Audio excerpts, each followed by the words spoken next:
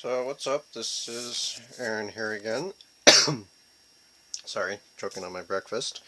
Um, so carbine build. Um, for anyone who watches this, you guys know I'm doing the hunting rifle, and I do still have all the hunting rifle parts. But right now, I'm working on a carbine build because I'm kind of putting the hunting rifle to the side. Seems I only have the scope left. So, a couple of these parts I've had for quite some time now, but I was missing a couple of critical components. Mainly this handguard here and this tool. So this morning I finally did get some more money in, and well, money that I can use for stuff other than bills. I got this nice DPMS Ar-15, M4, M16, whatever, multi-tool, which has proved itself to be already extremely useful. I really wouldn't have been able to do any of this stuff without that little tool right there. And for a $30 chunk of metal, I have to say it is quite useful. But the stock, I think I put that one in the last video, I don't know. Stock I had for a while, I just wasn't able to put it on because I didn't have a spanner wrench. And the barrel I had, gas block I had, was not able to put those on though because I did not have a barrel nut. Well, I got a hold of the handguard, which has its own barrel nut, and also a spanner wrench, which is part of this Ar-15 multi-tool. That part in particular. A standalone spanner wrench looks a lot different, but that thing works beautifully, so who cares. So, got the UTG collapsible M4 stock on here. It is a, I believe, 6-position telescoping stock, just standard polymer, not a whole lot of weight to it, not a whole lot of features, no extras, just simple plain Jane stock. Did get that on there. This proved a little bit difficult getting that that nut on there. That's what I was talking about when I was saying I needed the spanner wrench. A lot easier than putting the Magpul PRS on there, but still with its own little quirks. I guess they were both on par in difficulty, just different parts you have to watch for. Like on the Magpul, you really have to watch when you're putting the stock on, because if you accidentally twist it while it's on there, you'll snap your rear detent spring in half, which I did on my first try. So, yeah, with this one it was a lot easier not to break the spring, but getting it tightened in there was a pain because I figured out that it is basically the counter torque between this tube, the buffer tube being screwed in here, and this nut screwed onto the buffer tube that holds the whole thing in place. So you have to make sure that the stock is straight in line with the rest of the gun, because when I first put it on there, I put the stock on, I'm looking at the back end of the rifle, you know, from back here, going, hey, wait a minute, this thing's crooked, because it was sitting off. Can't really see, but it was sitting off to the side. So then I tried to straighten it the other way, and it was off the other way, and just back and forth till I finally got it right. But it is now on there, so we have the stock. Magazine I've had for a while. Love the look of the magazine. The front end. Had the barrel for a while. Had the gas block for a while. Did not have this, the handguard. It is a UTG handguard. I think it's like a UTG Pro 415 free floating quad rail. That instruction manual, by the way, was a lifesaver because nobody seems to have a video on how to install this stupid thing. But I did get that on there. That was probably the trickiest part of the whole thing, because the way I figured it was just you screw the barrel nut on, pop on your handguard, voila, good to go. Not even nearly that simple. Basically, you get your barrel on, you put your barrel nut on, and then you have to line up the barrel nut so that the gas tube will go through not only the barrel nut but also into the upper receiver.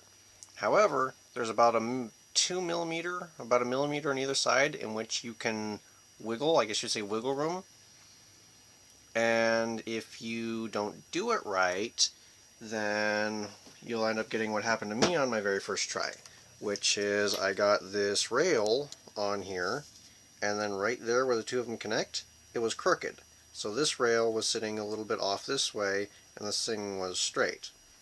So I tried to get it back this way, and same thing as down here on the back end, just going back and forth until finally I got the thing lined up straight, which took a hammer, the multi-tool, for lack of a vise, I had to use my legs, which was quite painful, and a lot of patience, tapping, whacking, and just general work that could have probably been avoided if I had an actual vise, but I don't. So yeah, I got that on there, but that was very difficult. Then it was just a matter of fitting the rail on there, which every time I adjusted the nut I had to put the rail on there to make sure everything was in line. But once I got that, then it was just a matter of screwing in the handguard, which just has those two little screws there, the one screw there, and the one there. It did originally come with just two regular screws that go with it. Yeah, they are down here. These ones are a little shorter. I didn't like these because all it does is basically hold the barrel or the handguard onto the barrel nut. That's all it really does. It doesn't really have any way of preventing it from moving. However, the rail system did come with a set of longer screws and these little anti-rotational tabs here. Now for this one, because you turn it this way, was very easy because it's pushing this tab against the rifle. This one was not. As you can see, there is a considerable amount of tool marks there, although my tablet is not focusing. But just looking at the two of them, you can see this one is clean, this one has a crap ton of tool marks and black marks. That's because I kind of had to take and hold the Allen key into here, pull it off to this way with one hand, hold a screwdriver with my legs so that I could get it excuse me, get it set onto this, that way I could actually reach it, and then use my other hand to whack the screwdriver with a hammer while holding this over here so that it would actually go in place. Because if you screw this over, it'll pull the anti-rotational tab up away from the upper receiver. And then if you whack it back down, it unscrews the little bolt here. So that proved quite interesting. I did finally get it. It took me forever though. And then the rest of them are just basically holding this thing solid onto here. So I got that in place, and then from there, the gas block was fairly easy, just a matter of lining it up with the rail, and then once it's lined up, just two little bolts along the bottom, and the thing sits in place. I'm eventually going to take that off and get my barrel dimpled along the bottom, so that I have a more precise alignment on there, but that's something for a later time and more money. So I did get that all installed on there. So as of right now, we do have a working Ar-15 carbine. Ta-da! Also, it did come with a crap ton of these little rubber, or plastic, I think there's some sort of rubbery plastic stuff, rail covers, which are going to end up being very useful. I'm going to have those put along the side here, but I don't want to put those on until I get the light and laser combo that's going to be fitting on the left side of the gun here, and also the foregrip that's going to be coming down right there. But yeah, it's pretty much finished. Next week I'm going to be doing the brain fart. Iron sights, sorry. I'm going to be doing the iron sights along the top. They're not technically iron, they are actually polymer, because the ones that I really want to put on here are $200. So I'm kind of waiting on those. And for right now, I'm getting a pair of Magpul M-Bus or Magpul backup iron sights, which just sit up here on the top rail, and then basically you just flip a little switch and they pop up and there's your iron sights. And they work great, so I'm not really concerned about it. I'm eventually going to upgrade them, but for right now, I just want something I can aim it with, because the only other thing I have is the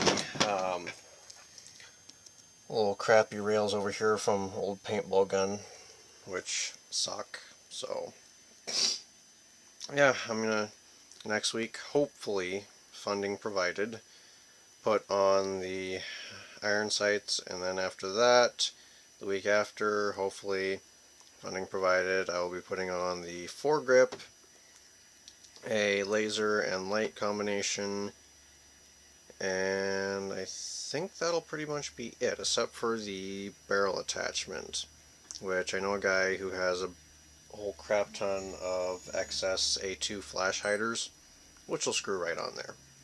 So I'm not really concerned about that. But yeah, it is finished. There she be. I really pleased with the look of it. I mean, I know it's not finished, but for me, it looks a lot like the Ruger SR556, which I believe is just a beautiful, beautiful gun. But yeah, it's finished, ready to go. I could technically fire it as it is, however, don't really have a way of aiming it, so I'm gonna kind of wait. But within the next month here, if anyone is still watching who is a father figure, Dad, within the next month, Dad, I would like to go and try this thing out. Dad, love you. So, yeah, I gotta get ready for work. Just showing off my almost finished rifle, and y'all have a good day. Peace.